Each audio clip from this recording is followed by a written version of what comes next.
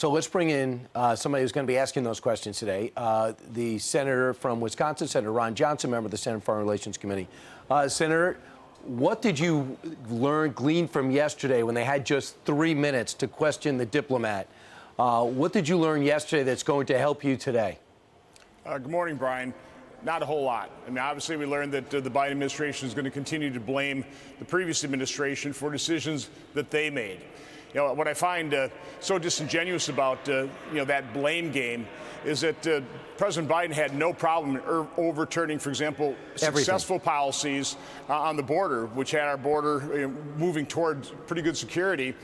He had no problem dismantling all those successful policies, but this is just the one that he just had to abide by. It's completely BS, and it's dangerous for this country. You've had so much experience, obviously, being a senator. Have you ever seen a worse decision from a president? No. But this is just on top of other bad decisions. Again, this administration has been a rolling series of disasters.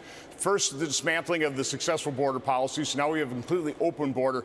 More than 6,000 people being apprehended per day for the last 4 or 5 months. That doesn't even count the known gotaways. At least 600,000 people will be dispersed around this country through that open border. That's population greater than the state of Wyoming. So that's disaster number one. What about all the out-of-control spending, the incredible increase in our debt?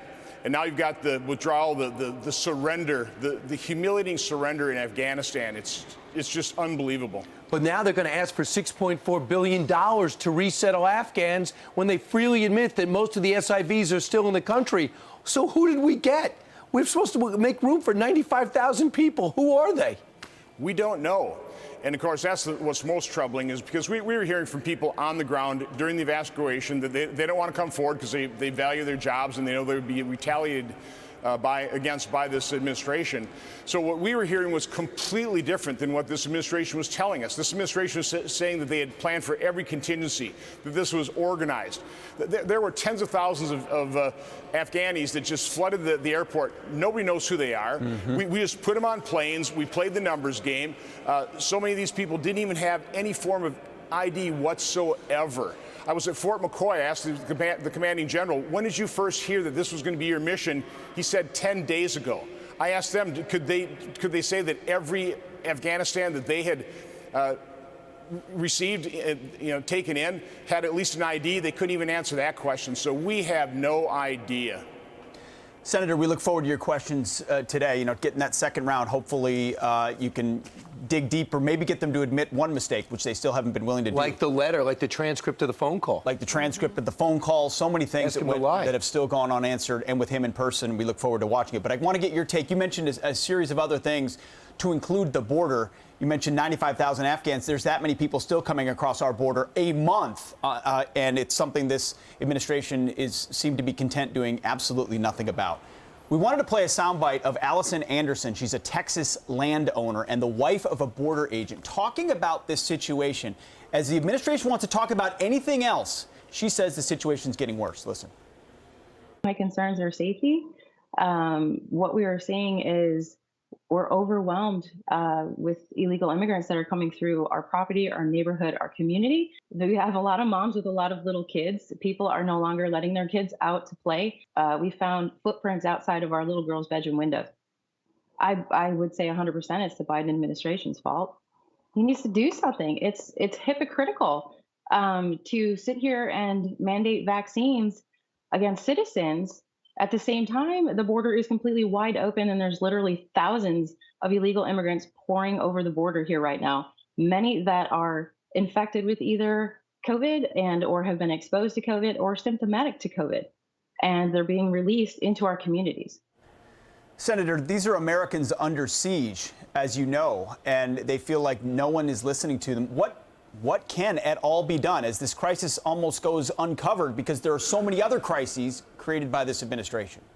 Well, this is a self-inflicted wound created by the President Biden. I mean, he is the root cause of this problem, but he's been aided and abetted by the mainstream media and the social media who are covering up for them. They've enabled all these disasters. And so, the accountability has to come in November of 2022. I wish it had come sooner than that, but it does not look like this administration is changing course whatsoever. And of course, they're all concerned about COVID, doing a miserable job, quite honestly, managing it.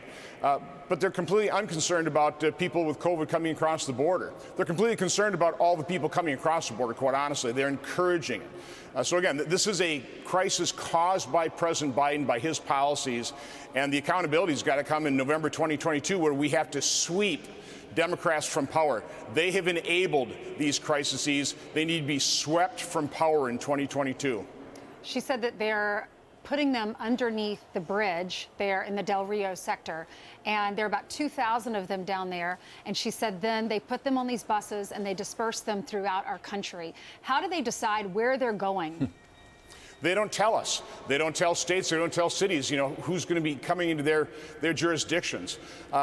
They aren't acknowledging the depredations of the human trafficking, of the involuntary servitude, of the sex slaves. Again, they knew all of these things. They know that is the problem with uncontrolled illegal immigration, and yet they are encouraging it. Again, I can't describe how frustrating it is that the mainstream media won't cover this. It's amazing. They'll be covering up for Afghanistan here. They probably already are. They'll be calling President Biden a profile in courage. This is the mainstream media's fault as well. They want to talk about January 6th. And they put them under the bridge, and if it weren't for our drones, we wouldn't have had the footage of them. Because they're out of view, and you're right, no one else is covering it. Senator, thank you. Thanks, Have Senator. a good day. Senator, real quick, are you going to run again? Haven't made that decision, but I'm getting some pretty positive feedback. Ooh. Okay. Maybe another 6. All right. Thanks, Senator Johnson. Appreciate it. Have a good day. You too.